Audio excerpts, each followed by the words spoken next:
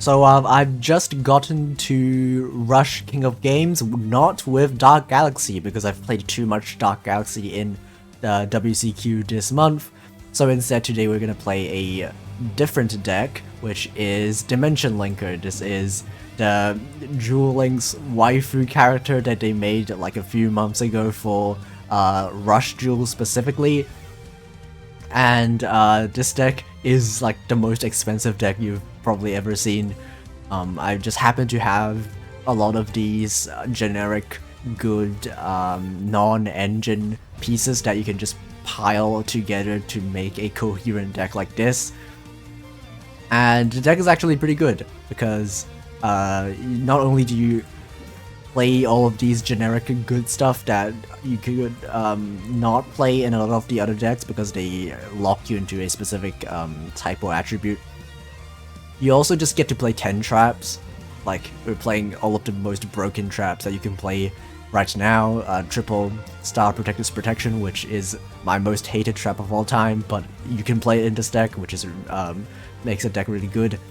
We have Execute Ridings, we have the Widespread Ruins, and we have the Shiny Shadies, just all the good traps. And then the best part about this deck is that the skill just lets you play monsters for free. The skill just lets you reveal level 8 monsters in your hand, and then you play the linkers from your hand without needing to summon them, and then you also get to play another level 8 if you shuffle back a monster from your field or back to your deck. And all of these summons cannot be responded to, so the thing you do with this deck is that you summon all of these big monsters, and even if your opponent has like a Shiny Shady, they cannot use it. So the whole idea of this deck is that you get to summon your big monsters without your opponent being able to activate traps, and when your opponent tries to summon their own monsters, you use your 10 traps to stop them. And so even though our monsters aren't inherently better than most of your opponent's boss monsters, because most fusion monsters are better than what we have, we can make up with that difference by just playing a bunch of traps. And you know what? I will take any excuse to play attractive Rush Duel anime girl characters, because one thing that Rush does really well is that anime girls are really attractive. So I will be showing some replays now to basically show you what the play pattern of this deck is. Alright, first replay we have game against Gradius, a really annoying deck that I really hated when I was playing in the WCQ, because the deck itself is not too bad, but they play 3 copies of Star Protector's Protection, which is just a completely ridiculous trap against Dark Galaxy specifically. So they're gonna set free, which is like what decks usually do when they go first. We can try to look for a copy of the Legend Normal Monster to turn on the Blue Eye Sprite Dragon, but we didn't find it. And then we can just use our skill to summon 2 level 8s from our hand. We can deal a bit of piercing damage, even though we can't clear all of our opponent's monsters, it's kind of fine. And as long as we have Star Protector's Protection ourselves, we are not really that afraid of the Gradius deck. Because even though they can pop multiple back row using the Gradius monsters, they can't really OTK as long as we used a copy of Protection. And so they can at most get rid of one of our monsters, and that will basically be the only thing they could do. So they're gonna just go through their combo. The thing about Gradius is that it really depends on how well they draw. Sometimes they do a really ridiculous combo and OTK you, and sometimes they just don't do anything. They make 2 fusion monsters, which is okay. And then the thing about the deck that we were playing is that even though our opponent has 3 set cards and probably one of them is shady because they have 1 card in hand, they can't do it because the skill just summons monsters for you and your opponent cannot respond to your skill activations.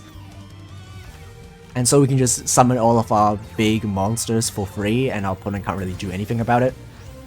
And Once again, we have another copy of Star Protector's Protection, so we are protected once again from his OTK. And eventually we're just gonna outgrind our opponent because he can only use the skill to get back the Avarice twice per duel. And he's already done that twice. And so now we can just do our entire quote-unquote combo again. We can just summon our big monsters. Our opponent this time has a trap to prevent us from dealing lethal damage, but that's okay, we still have 2 more traps. Like, the amount of traps we have is truly ridiculous. Even though he can pop all of them, it's he himself is going to start running out of resources because he already used up both of his Avarice activations. He can reduce our monster's attack, but not too much he can do else. He could get rid of all of our monsters, but that's not enough to go for lethal, and he's kind of running out of resources, but we still have plenty of stuff that we can do. We can summon our linker again with, again, 2 more traps, and our opponent just cannot handle this, and he will be scooping.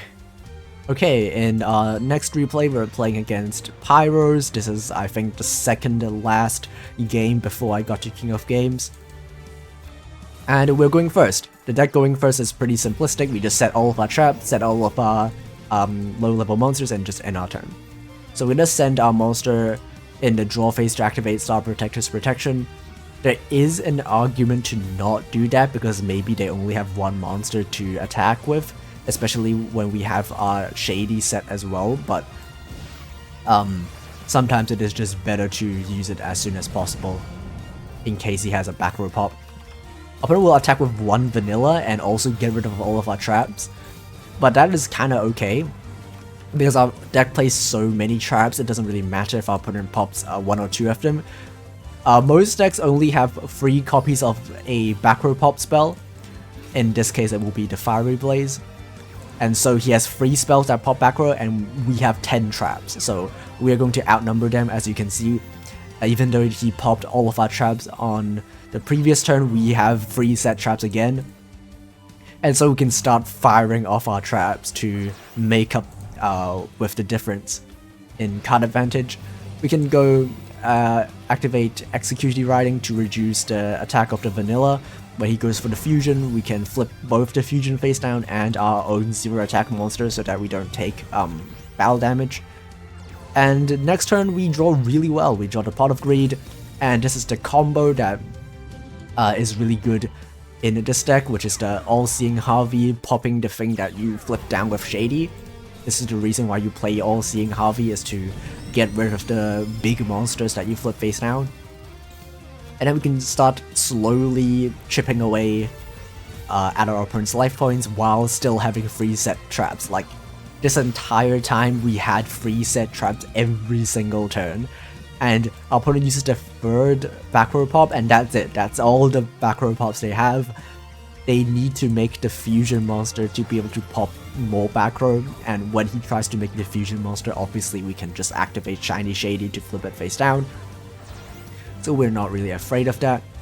He's gonna go and make the fusion monster that's not even the one that pops back row, but we don't care, we can flip it face down, we can gain even more life points. Our opponent's resources are dwindling, meanwhile we still have plenty of things we can do. Again, we draw the Harvey, and the thing about the skill is that because it shuffles back monsters from your field back to your deck, you can just shuffle back the Harvey over and over again, so that you don't really run out of Harveys in your deck. And then now, with our opponent's resources basically reduced to nothing, we can just attack with all of our level 8s, while still having 2 set back rows. And this deck is just ridiculous in the amount of traps that it could play. So yeah, that's basically it for the video. I hope that it gives you some form of way to try to make the deck work with the Dimension Linker, even though it's pretty expensive. But yeah, thanks for watching, and goodbye.